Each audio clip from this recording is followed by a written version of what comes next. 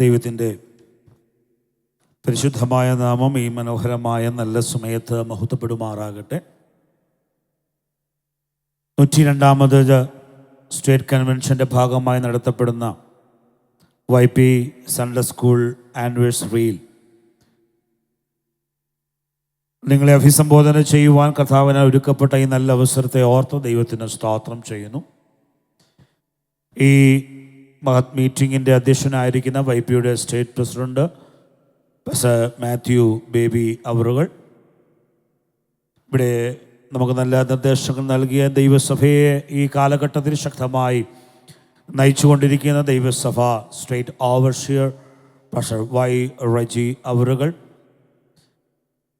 YPയുടെയും Sunday സ്കൂളിൻ്റെയും ഭാരവാഹികളായി, അതിൻ്റെ state board അംഗങ്ങളായി, എക്സിക്യൂട്ടീവ്സായി, സോണൽ സെൻറ്റർ ഭാരവാഹികളായി വേദിയിലായിരിക്കുന്ന എല്ലാ കർത്താവിൻ്റെ ദാസന്മാർ, പ്രത്യേകിയാൽ സൺഡേ സ്കൂളിൻ്റെ പ്രസിഡൻറ്റും കൗൺസിൽ മെമ്പറുമായിരിക്കുന്ന പാസ്റ്റർ VP തോമസ് അവറുകൾ, believers board secretary brother Joseph Mattathukala അവറുകൾ, മറ്റെല്ലാ ദൈവ മക്കൾ എല്ലാവർക്കും വലിയവനായ കർത്താവായ യേശുക്രിസ്തുവിൻ്റെ നാമത്തിലുള്ള സ്നേഹവന്ദനത്തെ അറിയിക്കുന്നു. ഒരു പ്രസംഗനെ സംബന്ധിച്ച് അത്ര യോഗ്യമായ ഒരു സമയമല്ലിത്. എല്ലാവരും കഴിഞ്ഞ 2 മണിക്കൂർ ഇവിടെ പ്രോഗ്രാമുകളൊക്കെ കണ്ട് ഇരിക്കുകയായിരുന്നു. ഉച്ച ഉറക്കത്തിൻ്റെ ഒരാലസ്യമുണ്ട്. എങ്കിലും അനുവദിക്കപ്പെട്ട ഈ അവസരത്തിൽ വേഗത്തിൽ ചില കാര്യങ്ങൾ ഓർപ്പിച്ചുണർത്തി ദൈവം തന്ന അവസരത്തോടെ നീതി പുലർത്തി ദൈവസന്നിധി ഇരിപ്പാൻ കർത്താവിൽ ശരണപ്പെടുകയാണ്. സന്തോഷത്തോടെ അല്പസമയം ദൈവവചനത്തിൻ്റെ മുമ്പാകെ ആയിരിക്കാൻ നമ്മുടെ മനസ്സുകളെ നമുക്ക് ദൈവസ്ഥനിൽ ഏകാഗ്രതമാക്കാം. 4:30 ഈ മീറ്റിംഗ് അവസാനിപ്പിക്കേണ്ടത്. ഇനിയും ഒത്തിരി പ്രോഗ്രാമുകളുണ്ടെന്ന് മാത്യു പാസ്റ്റർ ഓർപ്പിച്ചു. അതുകൊണ്ട് എനിക്ക് ലഭിക്കപ്പെട്ട സമയം മുഴുവൻ ഞാൻ എടുക്കാൻ ആഗ്രഹിക്കുന്നില്ല. വേഗത്തിൽ ചില കാര്യങ്ങൾ പറയട്ടെ. നമുക്ക് അനുഗ്രഹീതമായൊരു തീമാണ് ഈ വർഷത്തെ കൺവെൻഷൻ്റെ തീമായി നമുക്ക് ലഭിക്കപ്പെട്ടിരിക്കുന്ന റോമാലേഖനം 8-ാം അധ്യായം 37-ാമത്തെ വാക്യം. നാമോ നമ്മെ സ്നേഹിച്ചവൻ മുഖാന്തരം നാം പൂർണ്ണ ജയാളികൾ ആകുന്നു. ആ വചനത്തിനായി ഒന്ന് സ്തോത്രം ചെയ്യാൻ പറ്റുമോ? സന്തോഷത്തോടെ എല്ലാവരും കരങ്ങൾ ഉയർത്തി കർത്താവിന് മഹത്വം കൊടുത്തായിട്ട്. വളരെ അനുഗ്രഹിക്കപ്പെട്ട കഴിഞ്ഞ ദിവസം പാസ്റ്റർ ബെൻസൺ ടായ് അവர்கள் ഓർപ്പിച്ചതുപോലെ ഈ കാലഘട്ടത്തിൽ ഏറ്റവും റെലവൻ്റ് ആയിരിക്കുന്ന വേദപുസ്തകത്തിലെ ഏറ്റവും അനുഗ്രഹിക്കപ്പെട്ട ഒരു അധ്യായം റോമാലേഖനം 8-ാം അധ്യായം. വളരെ ആഴമായ വചനചിന്തകൾ കൊണ്ട് നിറയപ്പെട്ടിരിക്കുന്ന അനുഗ്രഹീതമായ ഒരു അധ്യായം. അധ്യായത്തിൻ്റെ സന്ദേശങ്ങളുടെ കൾമിനേഷനായി അപ്പോസ്തലൻ നടത്തിയ അതിപ്രധാനമായൊരു പ്രസ്താവനയാണ് നാമോ നമ്മെ സ്നേഹിച്ചവൻ മുഖാന്തരം ഇതിലൊക്കെയും ജയം പ്രാപിക്കുന്നു. നമ്മെ സ്നേഹിച്ചവൻ മുഖാന്തരം ഇതിലൊക്കെയും ജയം പ്രാപിക്കുന്നു. ഇന്ന് പകലിൽ വേഗത്തിൽ 2 ഭാഗങ്ങളായി ചില വാക്കുകൾ ഓർപ്പിക്കട്ടെ. ഒന്നാമത്, എൻ്റെ ഈ സന്ദേശത്തിൻ്റെ പ്രധാന ലക്ഷ്യം, ഇത് YP സൺഡേ സ്കൂൾ മീറ്റിംഗ് ആയിക്കൊണ്ട് യുവജനങ്ങളോടുള്ള ഒരു സന്ദേശം പറയണമെന്ന് ഞാൻ കരുതി. അപ്പോൾ തന്നെ ഈ കാലഘട്ടത്തിൻ്റെ ആവശ്യകത മനസ്സിലാക്കിക്കൊണ്ട് എല്ലാവരോടുമായും ചില കാര്യങ്ങൾ ഓർപ്പിക്കുവാനാണ് കർത്താവിൽ ഞാൻ ആഗ്രഹിക്കുന്നത്. റോമാലേഖനം 8-ാം അധ്യായത്തിൽ സ്നേഹം എന്ന പദത്തിൻ്റെ 4 വ്യാഖ്യാനങ്ങൾ, 4 ഇൻ്റർപ്രിട്ടേഷൻസ് നമുക്കവിടെ കാണാൻ കഴിയുകയാണ്.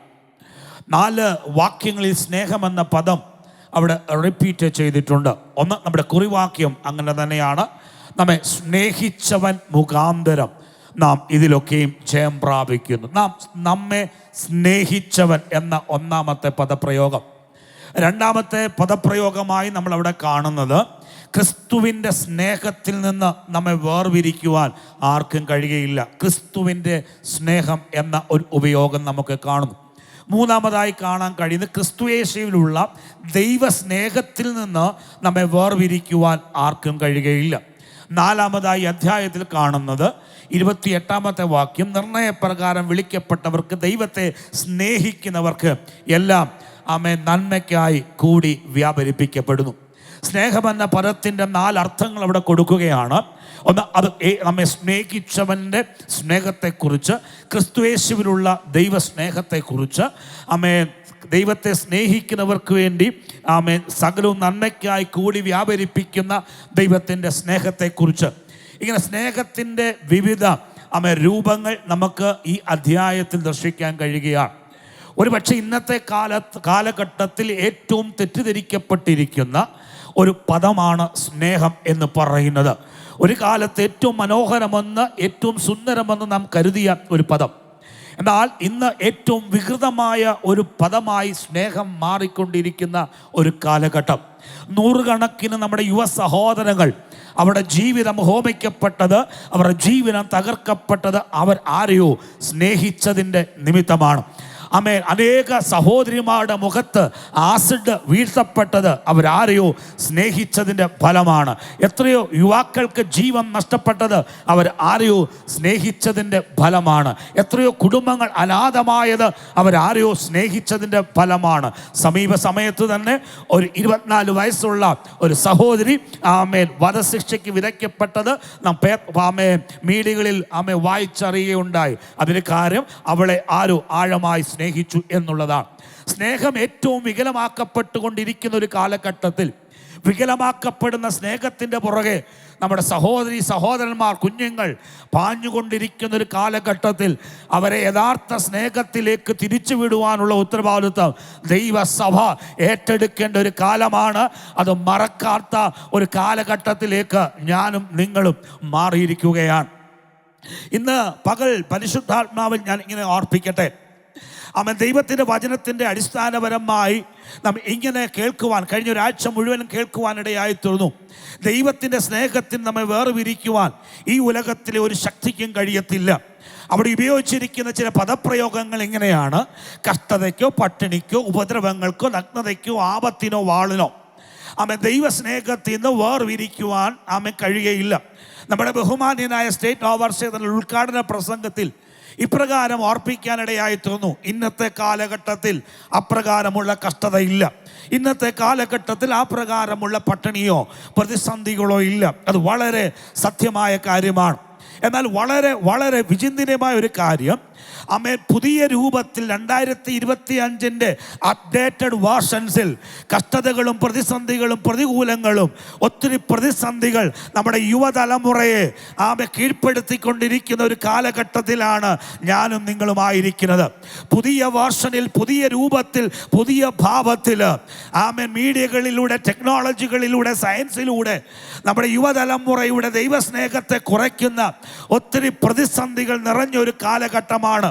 ഒരുപക്ഷെ അപ്പോസ്തലന്മാർ ഫേസ് ചെയ്ത കഷ്ടതയോ, അപ്പോസ്തലന്മാർ ഫേസ് ചെയ്ത നഗ്നതയോ, ആപത്തോ വാളോ ഇന്ന് കാണാനില്ലെങ്കിലും നമ്മുടെ സഭകളെ, നമ്മുടെ കുഞ്ഞുങ്ങളെ സഭകളിൽ നിന്ന് അകറ്റിക്കൊണ്ടിരിക്കുന്ന പ്രതിസന്ധികളുടെ പുത്തൻ രൂപഭേദങ്ങളെ തിരിച്ചറിയാതെ പോയാൽ സഭ തകർച്ചയിലേക്കാണെന്ന് ഇന്ന് പകൽ തിരിച്ചറിഞ്ഞ് ഒരാമീൻ പറയാൻ കഴിയുന്ന എത്ര പേരുണ്ട്? പുതിയ രൂപത്തിൽ, പുതിയ ഭാവത്തിൽ നമ്മുടെ തലമുറകളെ തകർത്തുകൊണ്ടിരിക്കുന്ന പ്രതിസന്ധികളുടെ മധ്യത്തിൽ ഇവയ്ക്കൊന്നും എന്നെ ക്രിസ്തുവിന്റെ സ്നേഹത്തിന് വേർതിരിക്കാൻ കഴിയത്തില്ലെന്ന് പറയുന്ന ഒരു യുവതലമുറയെ, ഒരു കൂട്ടം കുഞ്ഞുങ്ങളെ വാർത്തെടുക്കുവാൻ കൃപ ലഭിച്ചവരുണ്ടെങ്കിൽ, പ്രാർത്ഥിക്കാൻ നിയോഗമുള്ളവരുണ്ടെങ്കിൽ, പ്രതികരിക്കാൻ മനസ്സുള്ളവരുണ്ടെങ്കിൽ ഈ പകൽ ചേർന്ന് ആ ദൈവത്തെ ഒന്ന് സ്തുതിച്ചാട്ട്. ശ്രദ്ധിക്കണമേ, ഇന്നത്തെ പ്രതിസന്ധി എന്താണ്? കഴിഞ്ഞ ദിവസങ്ങളിൽ ഒരു യുവാവിൻ്റെ ചരിത്രം കേൾക്കാനിടയായിരുന്നു. 28 വയസ്സ് വരെ നമ്മുടെ സഭകളിൽ അറ്റൻഡ് ചെയ്ത് സൺഡേ സ്കൂളിൽ സമ്മാനം വായിച്ച് YP-യിൽ സമ്മാനം വാങ്ങിച്ച ഒരു യുവ സഹോദരൻ നിരീശ്വരവാദിയായി മാറി. ആ സഹോദരൻ ഒരു കർത്താവിൻ്റെ ദാസൻ ചോദിച്ചു, മനെ നീ എന്തുകൊണ്ടാണ് നിരീശ്വരവാദിയായി മാറിയത്? അവൻ കൊടുത്ത മറുപടി, 28 വയസ്സ് വരെ ഞാൻ സഭയ്ക്കകത്ത് ഇരുന്നു കൊടുത്തു, എനിക്ക് പ്രത്യേകിച്ച് ഒരനുഭവം ഉണ്ടായില്ല, ഞാൻ അങ്ങനെ നിരീശ്വരവാദിയായി മാറി. എന്നെ കേൾക്കുന്ന കർത്താവിൻ്റെ ദാസന്മാരെ, നമ്മുടെ മുമ്പിൽ നിൽക്കുന്ന, നമ്മുടെ മുമ്പിൽ വന്നിരിക്കുന്ന യുവതലമുറകളിലേക്ക് ഈ യേശുവിൻ്റെ സ്നേഹം പകർന്നു കൊടുക്കുവാൻ കഴിയുന്നില്ലെങ്കിൽ, ജീവനുള്ള ദൈവത്തെ പകർന്നു കൊടുക്കാൻ കഴിയുന്നില്ലെങ്കിൽ, നാം ഈ കാലഘട്ടത്തിൽ ചെയ്യുന്ന ഏറ്റവും വലിയ പാപം അതാണെന്ന് തിരിച്ചറിയുന്നവർ ദൈവത്തിനൊന്ന് സ്തോത്രം പറയട്ടെ. കഴിഞ്ഞ ദിവസം എൻ്റെ സഭയിലുള്ള 12ാം ക്ലാസ്സിൽ പഠിക്കുന്ന ആ ഒരു പെൺകുട്ടിയെ അവളുടെ ഒരു അധ്യാപകൻ ക്ലാസ് മുറിയിൽ കൊണ്ടുപോയി 1.5 മണിക്കൂറാണ് ദൈവം ഇല്ല എന്ന് തെളിയിച്ചു കൊടുത്തത്. ഹല്ലേലൂയ. പിറ്റേ ആഴ്ച സൺഡേ സ്കൂളിൽ അവൾ ഗ്ലൂമിയായി വന്നിരിക്കുമ്പോൾ ഞാൻ കാരണം ചോദിച്ചപ്പോൾ അവൾ പറഞ്ഞത്, കഴിഞ്ഞ ദിവസം അവിടെ ഒരു അധ്യാപകൻ 1.5 മണിക്കൂർ ദൈവമില്ല എന്ന് സയൻസ് നിരത്തി അവളെ പ്രബോധിപ്പിച്ച് അവൾക്ക് കൺഫ്യൂഷൻസ് ഇട്ടുകൊടുത്തത്. ഇന്ന് ഈ സന്ദേശം തയ്യാറാക്കിക്കൊണ്ടിരിക്കുമ്പോൾ ഞാൻ ഫേസ്ബുക്കിൽ കണ്ടൊരു പോസ്റ്റ് ഇങ്ങനെയാണ്. ഹല്ലേലൂയ. ഒരു നോഹയുടെ പെട്ടകത്തിൻ്റെ ഫോട്ടോ, ആ പെട്ടകത്തിനകത്ത് ജീവജാലങ്ങൾ നിറഞ്ഞു നിൽക്കുന്ന ഒരു ഫോട്ടോ ഫേസ്ബുക്കിൽ വന്നിട്ട് അതിൻ്റെ അടിയിൽ എഴുതിയിരിക്കുക, ഈ അസംബന്ധത്തിൽ നിങ്ങൾ വിശ്വസിക്കുന്നുണ്ടോ? നോക്കിയേ, നമ്മുടെ തലമുറകളെ വേദശാസ്ത്രപരമായി ദൈവവിശ്വാസത്തോട് ബന്ധപ്പെട്ട് കൺഫ്യൂഷപ്പെടുത്തി അവരെ സംശയത്തിൽ കൊണ്ടുവന്ന് അവരെ വലിച്ചു കൊണ്ടുപോകാൻ ലോകം അതിൻ്റെ മുഴുവനത്തോടെ പരിശ്രമിച്ചു കൊണ്ടിരിക്കുമ്പോൾ നാം നമ്മുടെ പാരമ്പര്യ ചിന്തകളെ വിട്ട് യുവതലമുറകളെ ക്രിസ്തുവിന് വേണ്ടി പിടിച്ചടക്കേണ്ട ഒരു കാലം അതിക്രമിച്ചു കഴിഞ്ഞു. നമ്മുടെ സഭകൾ യൂത്ത് ഓറിയന്റഡ് ആയി മാറേണ്ട കാലം കഴിഞ്ഞു. നമ്മുടെ സഭകൾ ഹല്ലേലൂയ കുഞ്ഞുങ്ങളെ ഫോക്കസ് ചെയ്യേണ്ട കാലം അതിക്രമിച്ചു കഴിഞ്ഞു. ഈ കാലഘട്ടത്തിന്റെ ആവശ്യകത തിരിച്ചറിഞ്ഞ് കർത്താവിന് വേണ്ടി നിൽക്കാൻ, അവർക്ക് വേണ്ടി കരയുവാൻ, അവർക്ക് വേണ്ടി ഇടിവി നിൽക്കുവാൻ കഴിയുന്ന ഒരു കൂട്ടം നമ്മുടെ ദൈവസഭകൾക്കകത്ത് എഴുന്നേൽക്കട്ടെ. ഡിജിറ്റൽ ഓവർലോഡ് ഇന്ന് നമ്മുടെ തലമുറകൾ നേരിടുന്ന ഒരു പ്രതിസന്ധിയാണ്. ഡിജിറ്റൽ ഗെയിമിംഗ്, ഡിജിറ്റൽ എൻ്റർടൈൻമെൻറ്റ് അവരുടെ ഒരു മണിക്കൂറുകളുടെ സിംഹഭാവവും അവരെ പിടിച്ചിരുത്താൻ ഇവിടുത്തെ മീഡിയയ്ക്ക് കഴിയുന്നുണ്ട്. ഇന്ന് പകൽ എന്നോട് പിണങ്ങരുതേ. ഹല്ലേലൂയ. സൃഷ്ടിപ്പിനെ കുറിച്ചുള്ള സംശയങ്ങൾ, തൃത്വത്തെക്കുറിച്ചുള്ള സംശയങ്ങൾ, യേശുവിൻ്റെ അറ്റോൺമെൻറ്റിനെ കുറിച്ചുള്ള സംശയങ്ങൾ ഓരോ ഫേസ്ബുക്ക് പോസ്റ്റുകളിലൂടെയും ഇൻസ്റ്റഗ്രാം പോസ്റ്റുകളിലൂടെയും ലോകം അവരുടെ ഉള്ളിൽ കൊണ്ടിടുമ്പോൾ ആ സംശയത്തോടെ ആരാധനയ്ക്ക് അറ്റൻഡ് ചെയ്യാൻ വരുന്ന യുവതലമുറയുടെ മുമ്പിൽ മാസ്യോഗത്തിൻ്റെ സാമ്പാറിനകത്ത് ചേമ്പ് വേണോ ചേന വേണോ എന്ന് പറഞ്ഞ് അടികൂടുന്ന സഭാവിശ്വാസികൾ ചെയ്യുന്നത് നമ്മുടെ തലമുറകളുടെ നിത്യതയ്ക്ക് നിങ്ങളൊരു തടസ്സമായി നിൽക്കുകയാണ്. അങ്ങനെ ചെയ്താൽ ഒരു കാര്യം ഞാൻ പറയാം, കൊളമാകുന്നത് സാമ്പാറല്ല, കൊളമാകുന്നത് നമ്മുടെ കുഞ്ഞുങ്ങളുടെ ഭാവിയാണ്. തിരിച്ചറിഞ്ഞ് ദൈവസ്നേഹത്തിൻ്റെ നിയോഗങ്ങളിലേക്ക് ചലിക്കാൻ സഭ തയ്യാറാകേണ്ട, സഭ ഏറ്റെടുക്കേണ്ട ഒരു കാലത്തിലാണ് ഞാനും നിങ്ങൾ നിൽക്കുന്നതെന്ന് തിരിച്ചറിഞ്ഞ് പ്രാർത്ഥിക്കാൻ കഴിയുന്ന, ഹല്ലേലൂയ, ഉപവസിക്കാൻ കഴിയുന്ന ഒരു കൂട്ടം ദൈവജനം ദൈവസഭയ്ക്ക് എഴുന്നേൽക്കട്ടെ. അതാണ് ഈ കാലഘട്ടത്തിൻ്റെ ആവശ്യം. നമുക്കറിയാം, നമ്മുടെ സ്കൂളുകളിലൊക്കെ ഇന്ന് ഏറ്റവും കൂടുതൽ അവരെ പഠിപ്പിച്ചുകൊണ്ടിരിക്കുന്ന മൈ ലൈഫ് മൈ റൂൾ എന്ന തത്വമാണ്. എൻ്റെ ജീവിതം എൻ്റെ നിയമം, ഇഷ്ടം പോലെ ജീവിക്കുവാനുള്ള സകല അല്ലെങ്കിൽ ഒത്താശകളും ഈ ലോകം ചെയ്തു കൊടുക്കുമ്പോൾ ക്രിസ്തുവിന് വേണ്ടി ജീവിക്കുവാൻ അവരെ ഉണർത്തിയെടുക്കാൻ ദൈവസഭകൾക്ക് കഴിയണം. അതാകട്ടെ നമ്മുടെ ഏറ്റവും വലിയ ദൗത്യം. എൻ്റെ പ്രസംഗവേദിയിലൊക്കെ ഞാൻ പറയുന്നൊരു വാചകം ഇവിടെയും പറയട്ടെ. നിത്യതയിൽ ദുഃഖമില്ല എന്നുള്ളത് സത്യമാ, നിത്യതയിൽ കരച്ചില്ല എന്നുള്ളത് സത്യമാ. പൂർണ്ണ ജയാളികളെന്നൊക്കെ പറഞ്ഞ് നാം നിത്യതയിൽ ചെന്ന് നിൽക്കുമ്പോൾ 10 മാസം ചുമന്ന് വളർത്തിയെടുത്ത തലമുറ കൂടെ അവിടെ ഇല്ലെങ്കിൽ അതെങ്ങനെ സന്തോഷിക്കാൻ കഴിയും? ഹല്ലേലൂയ. കൈ വളരുന്നുണ്ടോ കാല് വളരുന്നുണ്ടോ എന്ന് നോക്കിക്കൊണ്ട് നിങ്ങളുടെ നീരും വേർപ്പും നിങ്ങളുടെ ചോരയും നിങ്ങൾ ഊറ്റി വളർത്തിയ നിങ്ങളുടെ തലമുറ യേശുവിനെ അറിയുന്നില്ലെങ്കിൽ നമ്മൾ ഈ ഭൂമിയിൽ എത്ര സന്തോഷിച്ചിട്ട് എന്താ കാര്യം? തലമുറകൾക്ക് വേണ്ടി കരയുന്ന ഒരു കൂട്ടമായി ദൈവസഭ മാറ്റപ്പെടട്ടെ. ഹല്ലേലൂയ. ഞാൻ അതുകൊണ്ട് എൻ്റെ ഒന്നാമത്തെ ഭാഗം ദൈവസഭകളോട് ദൈവദാസന്മാരോട്, സഭാ നേതൃത്വത്തോട്, YP സൺഡേ സ്കൂൾ നേതൃത്വത്തോട് ഓർപ്പിക്കട്ടെ, നമ്മുടെ കാലങ്ങളെ പൊളിച്ചെഴുതേണ്ട സമയമായി. ആമേൻ. നമ്മുടെ ശൈലികൾ മാറേണ്ട സമയമായി, നമ്മുടെ ചിന്തകൾ മാറേണ്ട സമയമായി. ആമേ, അടുത്ത തലമുറയെ യേശുവിനായി നേടാൻ നാം ഒരുമിച്ച് എഴുന്നേറ്റേ മതിയാവൂ.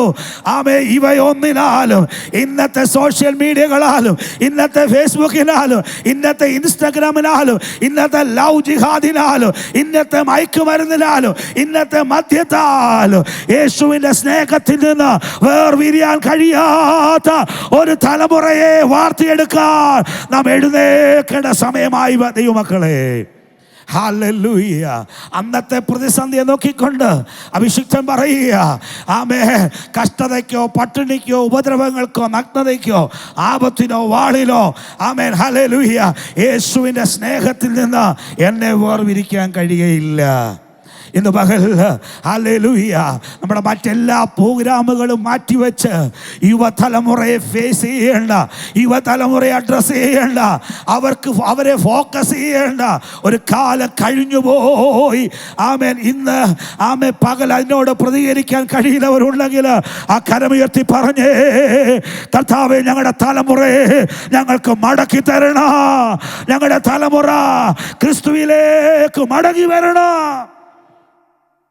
ഇവിടെ ഭക്തൻ പറയുകയാണ്,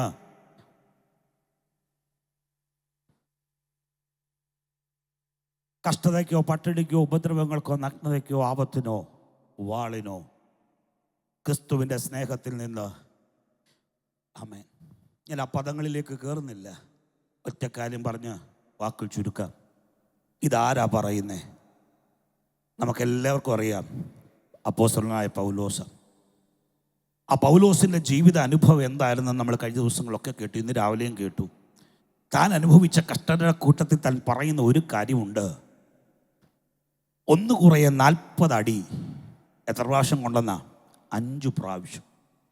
അർത്ഥം 39 ഗുണം 5, 195 അടി ആ ശരീരത്തിൽ കൊണ്ടു. യേശുവിൻ്റെ ശരീരത്തിൽ 39 അടിയേ കൊണ്ടുള്ളൂ. 39 അടി കൊണ്ട് യേശുവിനെ കുറിച്ച് പറയുന്ന കണ്ടാൽ ആളല്ല എന്ന് തോന്നുമാർ അവൻ വിരൂപമാക്കപ്പെട്ടു, അവൻ്റെ പുറം ഉഴവുചാല് പോലെ കീറപ്പെട്ടു. പണ്ട് സ്കൂളിൽ പഠിക്കുമ്പോൾ, ഇന്നത്തെ കുഞ്ഞുങ്ങൾക്ക് അറിഞ്ഞുകൂടാ, പ്രായമുള്ളവർക്കറിയാം, അന്ന് ചൂരൽ കൊണ്ട് അധ്യാപകർ അടിക്കുന്നൊരു പതിവുണ്ടായിരുന്നു. കട്ടിയുള്ള ചൂരൽ കൊണ്ട് നമ്മുടെ നിക്കറോ പാവാടയൊക്കെ വലിച്ചു പിടിച്ച് അവരൊരടി അടിക്കും. നമുക്കറിയാം, ആ പ്രായത്തിൽ കണ്ണിക്കൂടെ പൊന്നീച്ച പറക്കുന്ന വേദനയാ. രണ്ടാമത് ഒരടിയും കൂടെ അധ്യാപകൻ അടിച്ചാൽ, ആ അടി അതേ സ്ഥാനത്ത് കൊണ്ടാൽ, അമ്മേൻ, നമ്മുടെ കാലുകളൊക്കെ പൊട്ടിയിട്ടുണ്ട്. ചെറിയ ചൂരൽ കൊണ്ട് ഒരടി 2, അമ്മേൻ, ഒരു സ്ഥലത്ത് തന്നെ 2 വട്ടം അടി കൊണ്ട ചൂരലിൻ്റെ അടി 2 വട്ടം കൊണ്ട കാലുകൾ പൊട്ടി ചോര ഒഴുകിയിട്ടുണ്ട്. ഇവിടെ ഇരിക്കുന്ന പ്രായമുള്ളവർക്കൊക്കെ ആ അനുഭവമുണ്ട്. അങ്ങനെങ്കിൽ 39 അടി, ചാട്ടവാറിൻ്റെ 39 അടി പുറത്തു കൊണ്ടാൽ ആ പുറം യേശുവിനെക്കുറിച്ച് പറയുന്ന പോലെ ഒരു ഉഴവജാല് പോലെ കീറപ്പെട്ടു. അങ്ങനെങ്കിൽ നിങ്ങളൊന്ന് ചിന്തിച്ചേ, 195 അടി ആ പുറത്ത് കൊണ്ടു. രണ്ടാമത്തെ പ്രാവശ്യം അടി കൊണ്ടപ്പോൾ പുറം പൊട്ടിക്കാണും. മൂന്നാമത്തെ പ്രാവശ്യം, ആമേൻ, അടി കൊണ്ടപ്പോൾ മാംസങ്ങൾ പറഞ്ഞു കാണും. ഇന്ന് പകൽ ഞാൻ ആ പൗലോസിനെ ഇവിടെ കൊണ്ട് നിർത്തുക. നിങ്ങളുടെ എല്ലാം അനുവാദത്തോടു കൂടി അദ്ദേഹത്തിൻ്റെ ആ മേൽക്കുപ്പായം ഒന്ന് ഊരുക. നിങ്ങൾ ആ പുറത്തോട്ടൊന്ന് നോക്കിക്കേ. ആമെ കറത്തിരുണ്ട ശരീരം.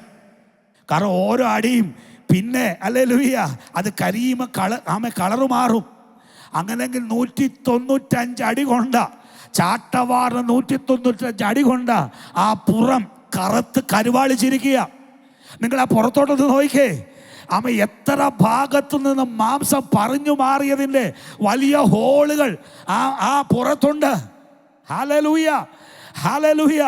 39 അടി കൊണ്ട് യേശു കണ്ടാൽ ആളല്ല എന്ന് തോന്നുമാറ് തകർക്കപ്പെട്ടെങ്കിൽ അങ്ങനെ 5 പ്രാവശ്യം അനുഭവിച്ച ആ ശരീരത്തിലേക്ക് നിങ്ങളൊന്ന് നോക്കിക്കേ.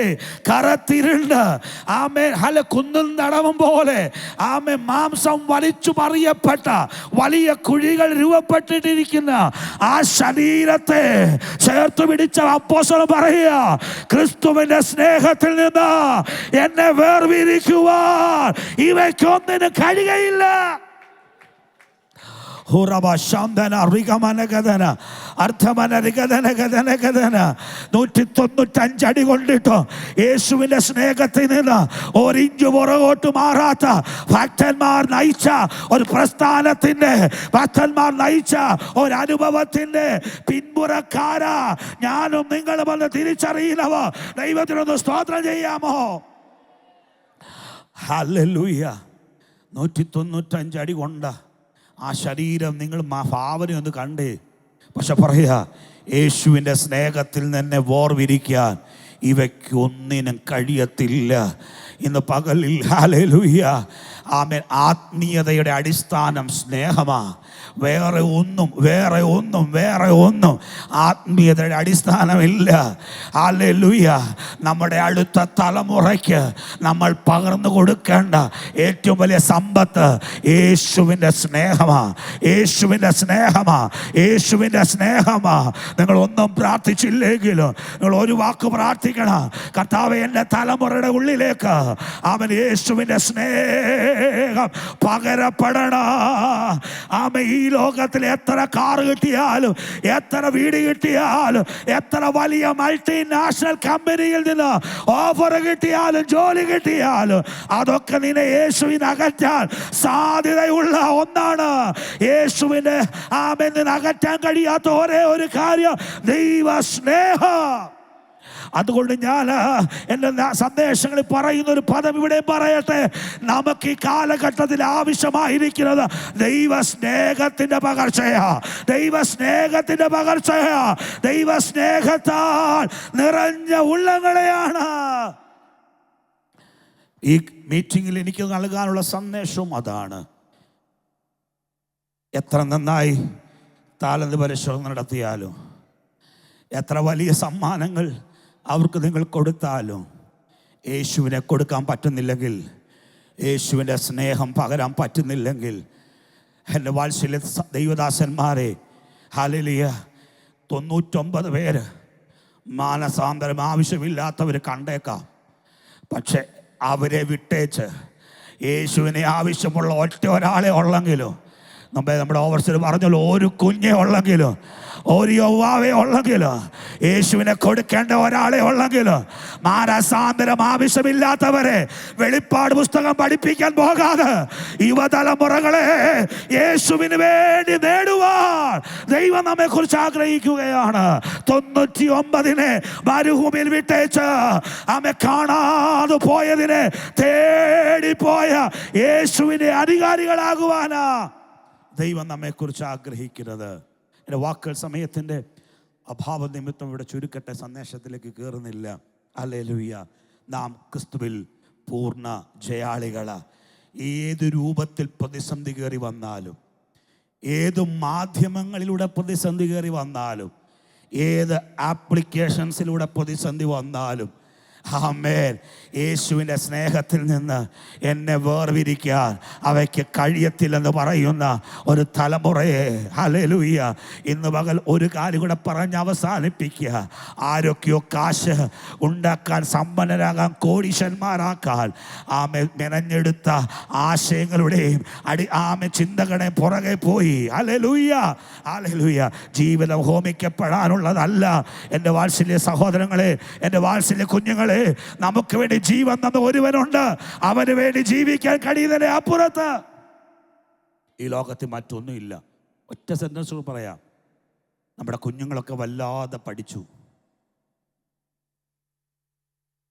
കുരങ്ങൻ പരിണമിച്ച് മനുഷ്യനുണ്ടായെന്ന് എഴുതി സ്കൂളിൽ A+ വാങ്ങിക്കുന്ന അതേ വിദ്യാർത്ഥി തന്നെയാ ദൈവം കരം കൊണ്ട് മനുഷ്യനെ സൃഷ്ടിച്ചെന്ന് പറഞ്ഞ് സൺഡേ സ്കൂളിലും സമ്മാനം വാങ്ങിക്കുന്നേ. ഗൗരവം തിരിച്ചറിയുന്നു വിചാരിക്കട്ടെ. കൊരങ്ങം പരിണമിച്ചുണ്ടായി മനുഷ്യനുണ്ടായി എന്നെഴുതി A+ വാങ്ങിച്ച അതേ വിദ്യാർത്ഥി തന്നെയാ സൺഡേ സ്കൂളിന് ദൈവം സൃഷ്ടിച്ചെന്ന് പറഞ്ഞു വിടുന്നത്. ഹല്ലേലൂയ. നമ്മുടെ പിള്ളേർ കാലിന് വെള്ളത്തിൽ ചവിട്ടാനൊക്കെ നന്നായിട്ട് അറിയാം.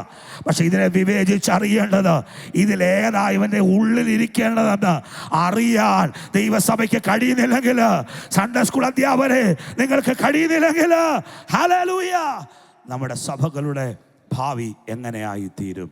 അതിനായി ദൈവം നമ്മെ സഹായിക്കട്ടെ. ഇവിടെ ഇരിക്കുന്ന കുഞ്ഞുങ്ങളോട് ഒരു വാക്ക് ഞാൻ ഇങ്ങനെ പറയാം. ഹല്ലേലൂയ. നിങ്ങളുടെ ജീവിതത്തിൽ ഒത്തിരി പ്രഷറുകൾ നേരിടുന്ന ഒരു കാലഘട്ടങ്ങളോ, ഒത്തിരി സമ്മർദ്ദങ്ങൾ നിങ്ങളെയും ഫേസ് ചെയ്യുന്നുണ്ട്.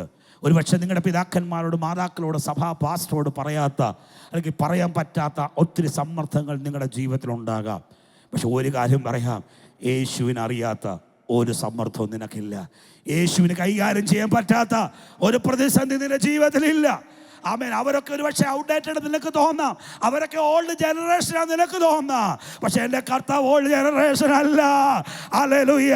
പ്രിയ കുഞ്ഞേ, നിനക്ക് നിന്റെ ജീവിതത്തിൽ യേശുവിന് കൈകാര്യം ചെയ്യാൻ കഴിയാത്ത ഒരു പ്രതിസന്ധിയുമില്ല. അത് തിരിച്ചറിഞ്ഞ് യേശുവിനെ സ്നേഹിക്കുക.